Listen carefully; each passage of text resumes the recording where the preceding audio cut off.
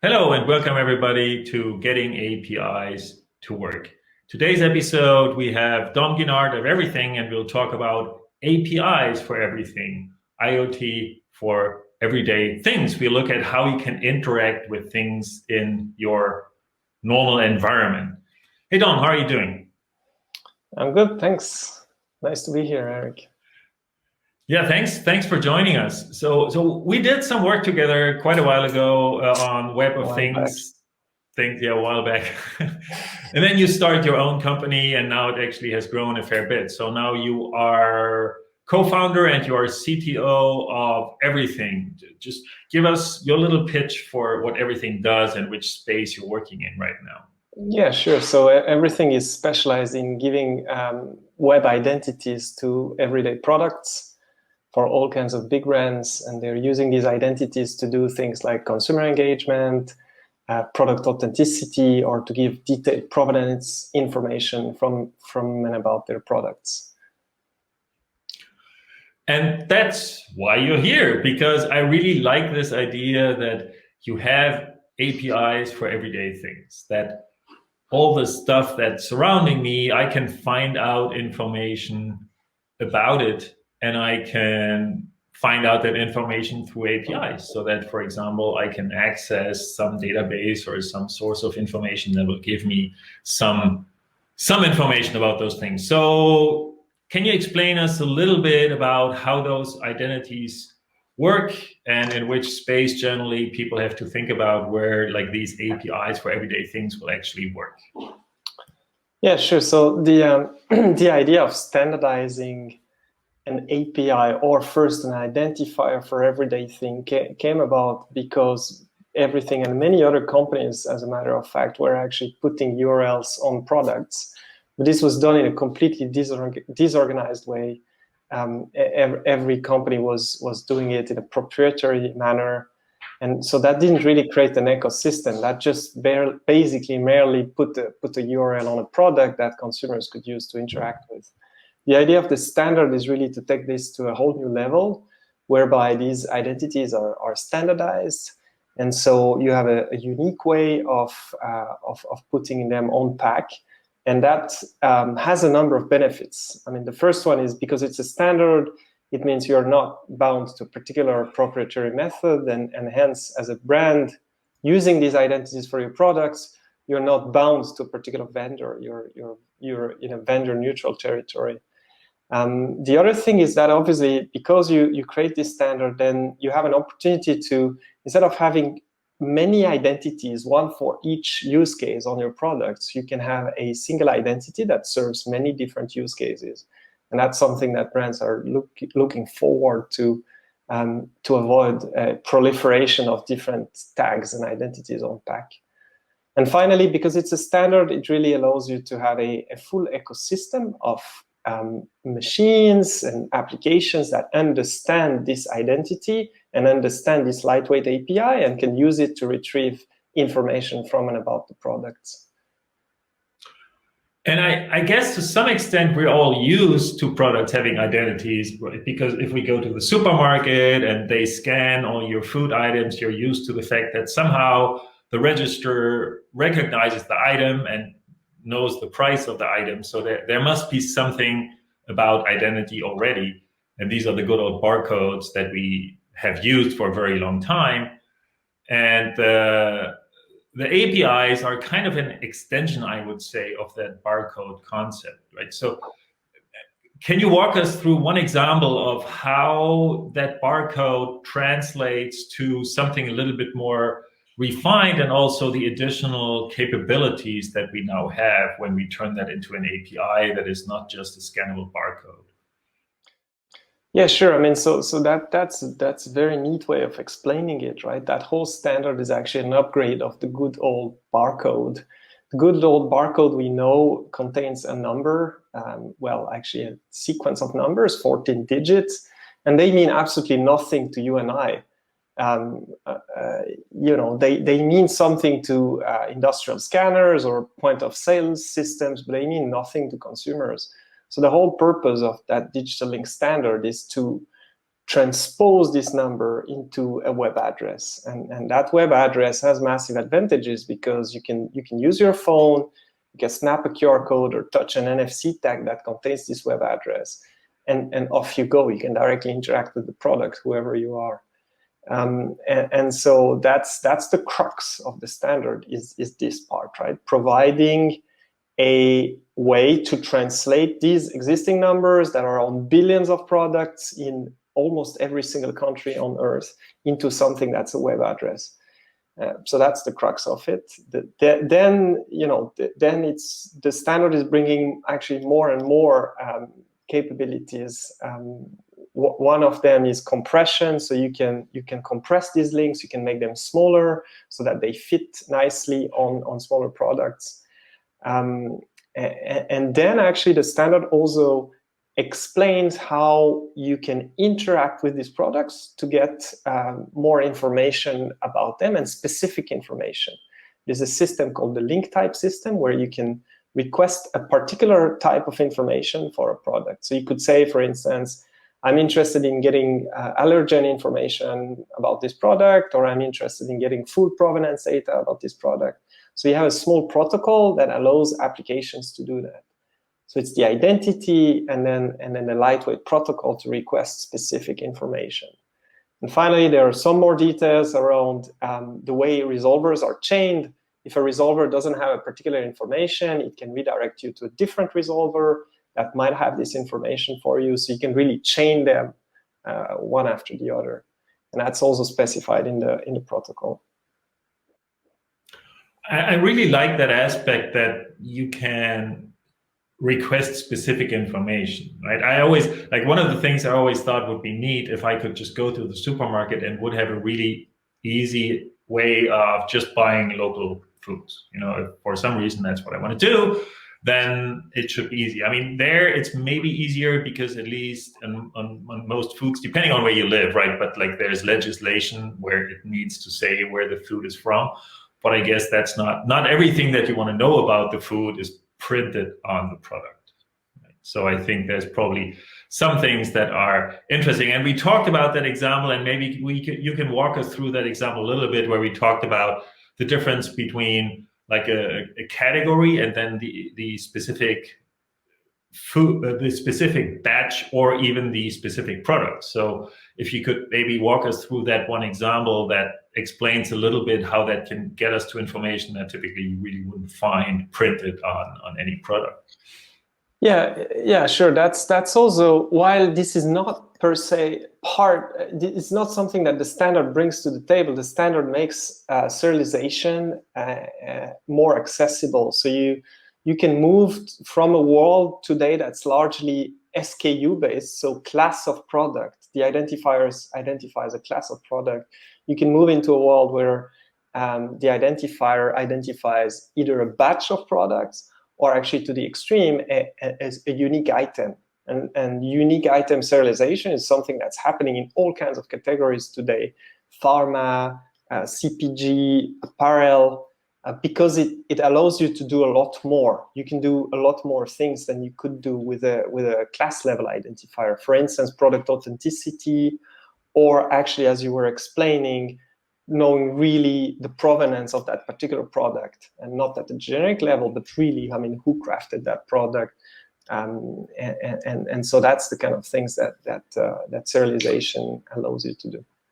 I mean, it's basically like having a serial number, right, on these things. I mean, the serial number on these things is not really part of the barcode, so to speak, right? But it's the same kind of thing that if I give that serial number to Apple in that case, they know when it was made, where it was made, and who knows what else they know. But they know a lot of things. Yeah, and that's a great example, because you have to give that serial number to Apple, right? And I think where the digital link really makes things a lot more accessible is that serial number is a part of the URL, part of the identity for this product.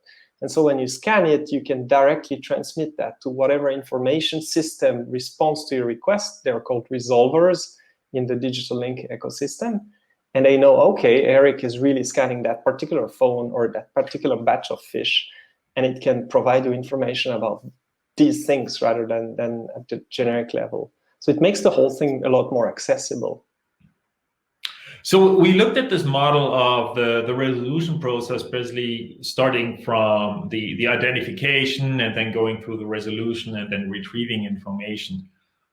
One thing I'm really interested in, and that's something I still don't quite understand in that model, is I think mostly now the model is that I can scan that and that will basically directly link me to the kind of the authority who owns that identifier, right? And I think that's good, right? So whoever made that product can give me whatever information they have about that product. So that's definitely very useful. What I'm wondering is there anything in the standard that I can use or leverage where I could say, I'm not really that interested in what the manufacturer can tell me. I'm interested in what somebody else can tell me for whatever reason, right? Maybe I want to have like a third party organization that assigns labels about ecological production or provenance, whatever, right? So is there some way how I can use that model of, asking a third party basically about that product, or would that be completely outside of that model? No, absolutely. That's one of the use cases, and there are two ways you can do that. I mean, the first way is through the brand, and the brand has the authority on which content should be delivered for their products, because also it's usually, that's what we advise, it's their domain that's contained in that web identity. So their domain is on the pack, in the tag. So ultimately, it links to their resolver or the resolver of a service provider like Evrythng and others. That they work with, and so they can say, well, I mean, if you're interested in sustainability information, we don't provide it, but we have a partner who provides it, and they can redirect you there, right? But that's still driven by the brand.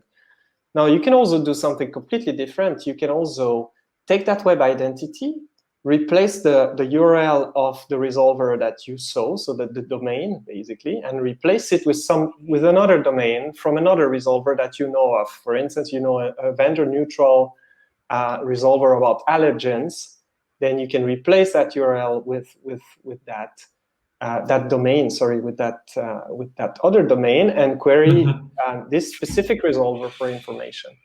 And the protocol tells you exactly how to query that resolver for specific information. So yeah, that's a typical use case. Obviously, that use case has to be driven at the back of an application. It cannot happen just by scanning with the camera of your phone. It requires a specific application that can change the domain. Yeah. Sure, but building those applications then becomes relatively simple, right? I could just build an app on the phone.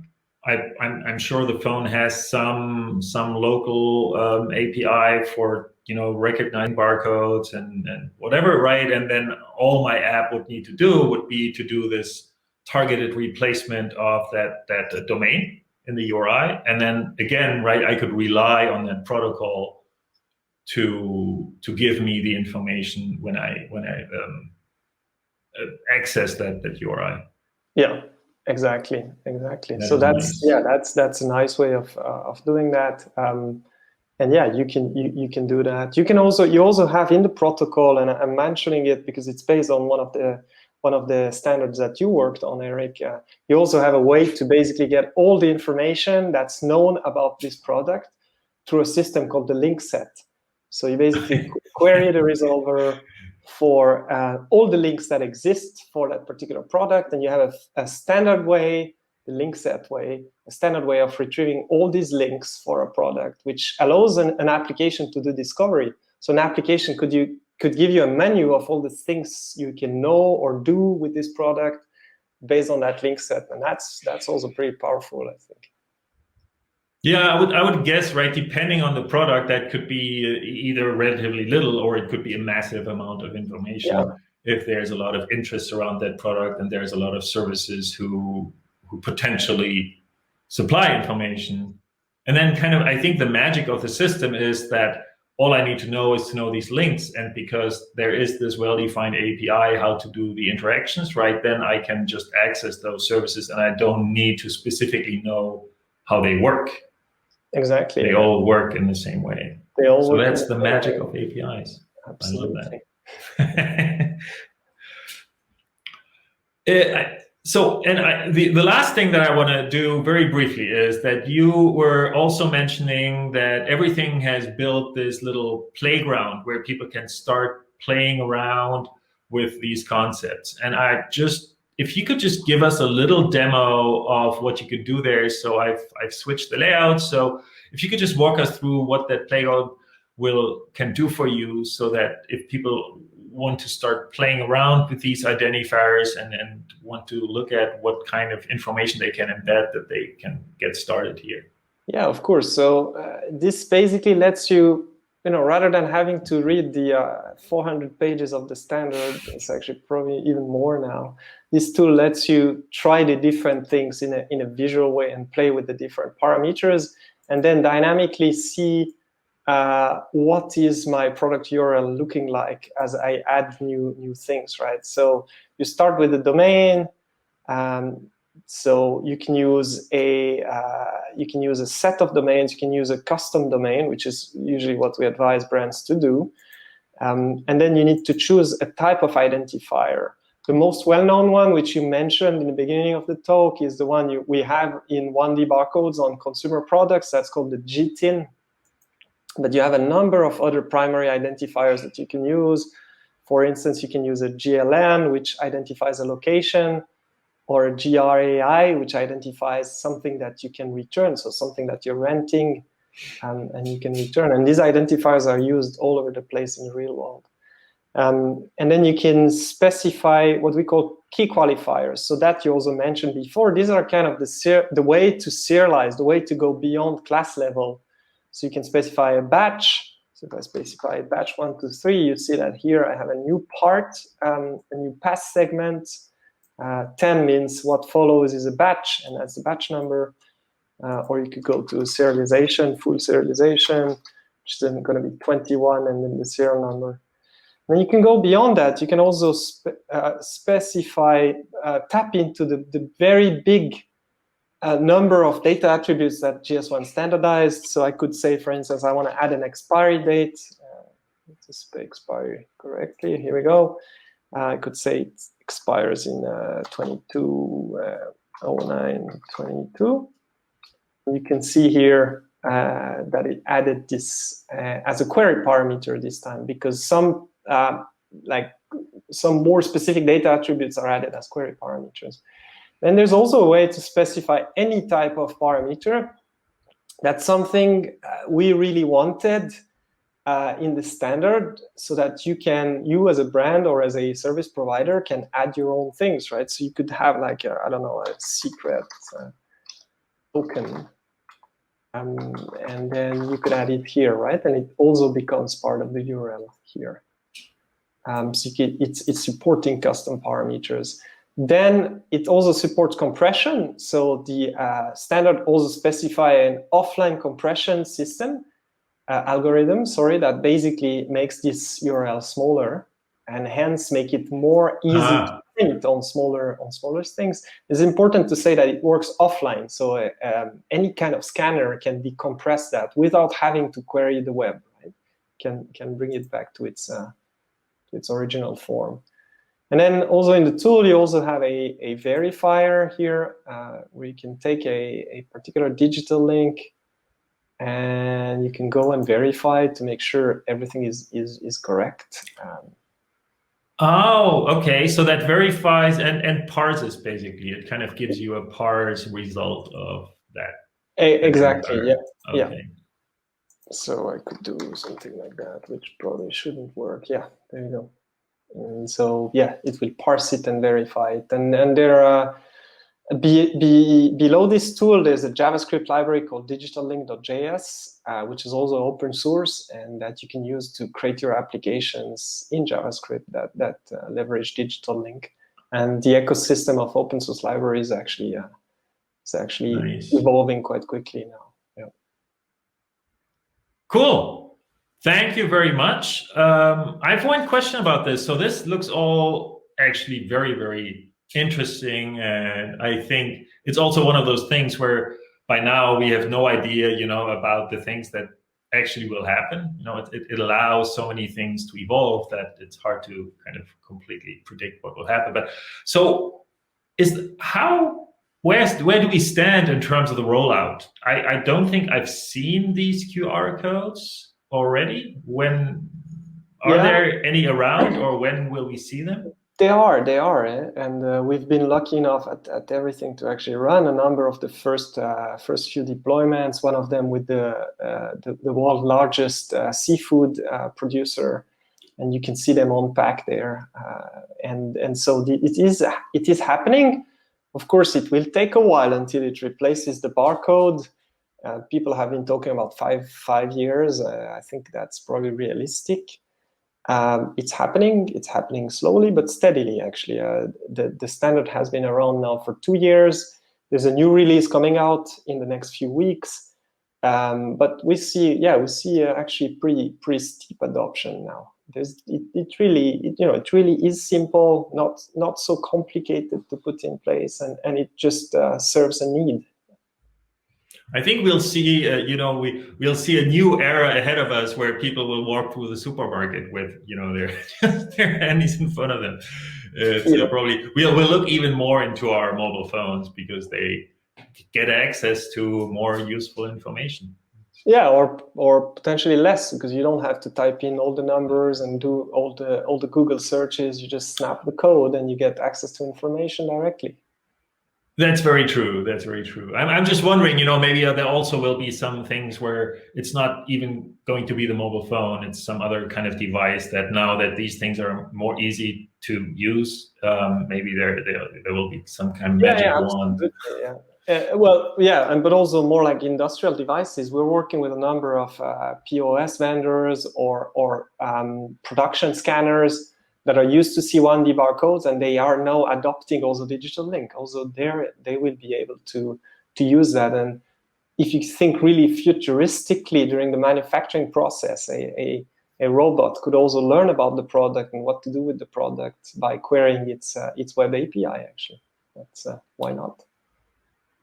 Yeah, that's true. I think it really is like the number of things that will be enabled by this. I think it's really hard to predict. Probably many things that we'll be surprised when we see them. Yep, I agree. But it's really cool to see the start of this. So thank you so much for giving us this brief overview. And thanks for joining us on the program. And I hope you'll be with us soon again. I think there's much more to discuss in that space. But for now, just thanks, Dom. Thanks, Eric. Very happy to be on board. Thanks. And bye, everybody. If you liked it, please give it a thumbs up, leave a comment, and I'll try to follow that space because I really think this is one of the places where probably there'll be another avalanche of just API usage all over all kinds of industries with that new scenario becoming a reality. Okay, so bye, everybody, and see you soon. Bye-bye.